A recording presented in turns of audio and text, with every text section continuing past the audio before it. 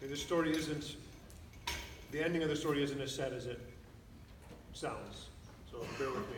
So about, 3 years ago, 3 or 4 years ago, it was Christmas, and they asked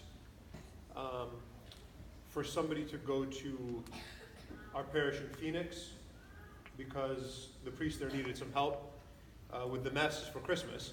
So I went, and it was Christmas Eve, and I remember I was helping out with masses here and whatever, confessions and stuff like that.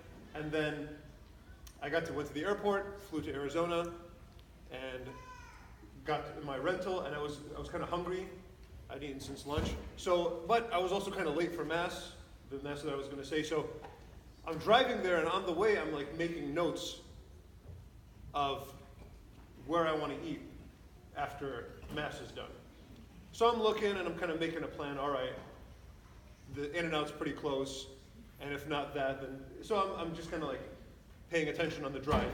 And I get there, and then during Mass, I'm focusing and I'm praying, and then once in a while, I was focused and remember how hungry I am, and then kind of like thinking about what I'm going to eat afterwards, and really like enjoying that thought. And then snapping back, I got to pray. So I'm going back, and then Mass finishes. I say hi to the people. I say hi to Father Felix and everything. I'm like, okay, good, finally. And I get back into the rental, and I go, and I forgot it's Christmas Eve, and it's Phoenix, where everything closes early anyway.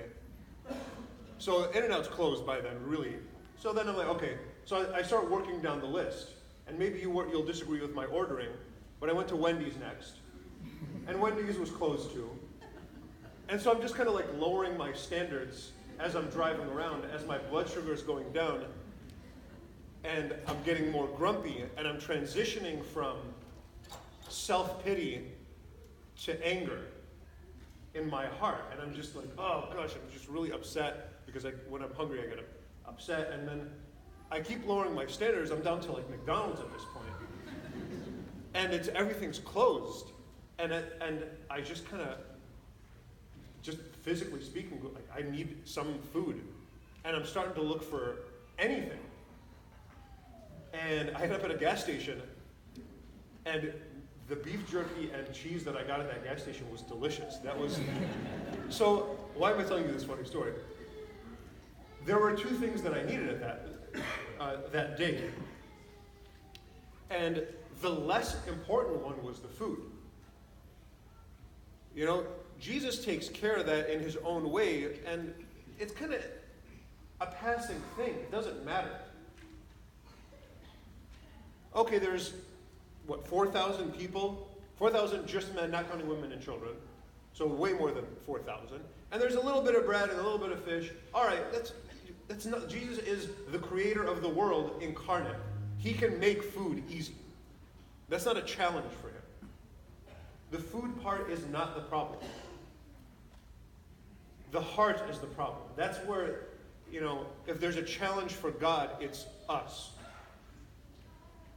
And the challenge that I was creating for God was my own just kind of hardness of heart.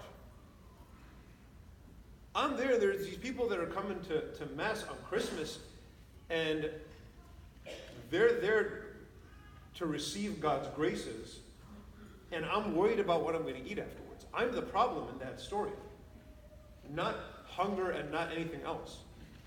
And that was the challenge that I had to face that day. Instead of like, I don't know whatever I was feeling.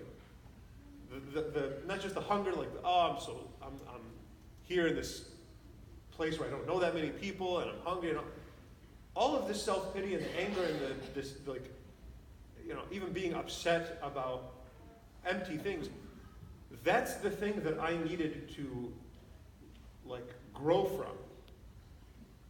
And the gospel today makes us sort of reflect on, it makes me reflect on, the body and the spirit really are distinct things. And the way the body is nourished and grows is distinct. It's different than the way the spirit grows. The body, like, you get tired, you get hungry. And the solution is very direct. You're hungry, you eat. You get tired, you rest. You get emotionally tired. Okay, you get emotionally tired. There's different ways to rest and kind of get out of that. The body needs to grow. Okay, there's exercise. And then there's good quality food. And there's all these different ways. The body is just this one-to-one thing. Problem, solution, it's just this mechanical thing that just works out. Easy to figure out. The spirit doesn't always work that way. When the heart is exhausted, the way that it rests is different than the body. It's not this kind of easy thing to figure out.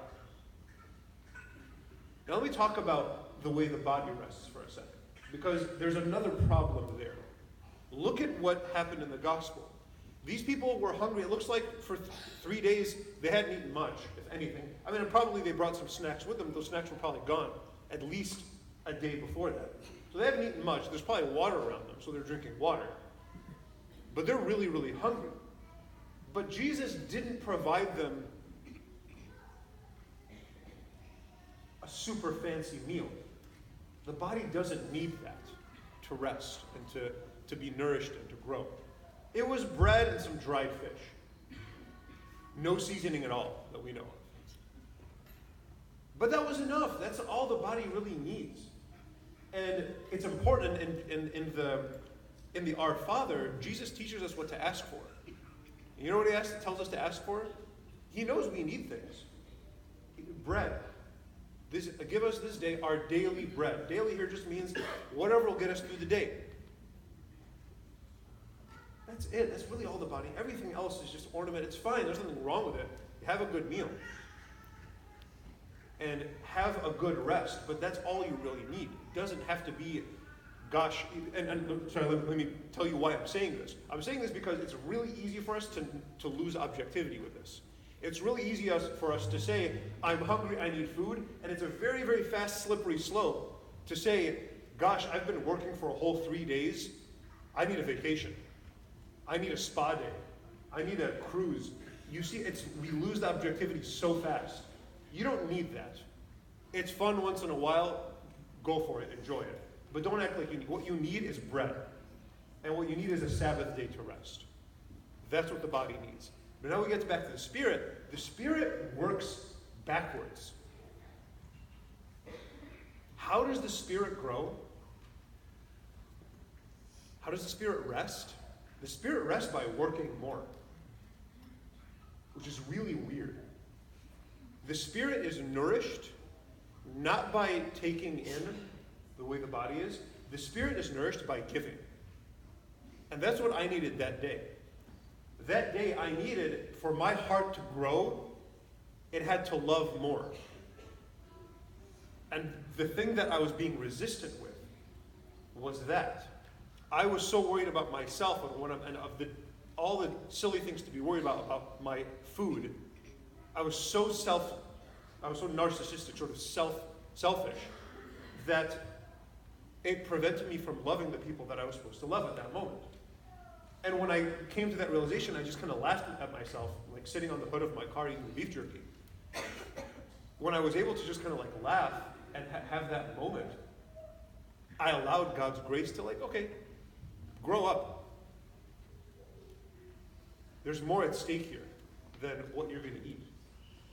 And it's that love. It's weird because you're already exhausted, you're already tired, you're already hungry. And God is saying, you want to get better?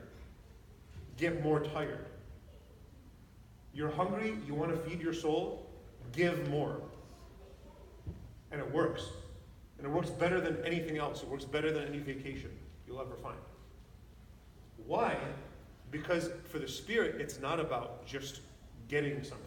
It's about growth, and growth means expansion, and expansion means pain. But once your heart's grown, it's full. It's this funny miracle that God can do. Unlike the bread, which doesn't resist the miracle, our hearts do resist it. And so, as Christ is giving himself to us, giving us his body and blood as we come up for communion, realize that this is not about us. This is about, we receive communion in love, and if the love isn't there, graces aren't going to do anything. And the more we approach him with love of him and love of neighbor, the more we'll be able to love even more. So that's the Spirit. So come to him hungry today. And know that you're hungry, and know that the satisfaction of your hunger is to live like him and to love like him.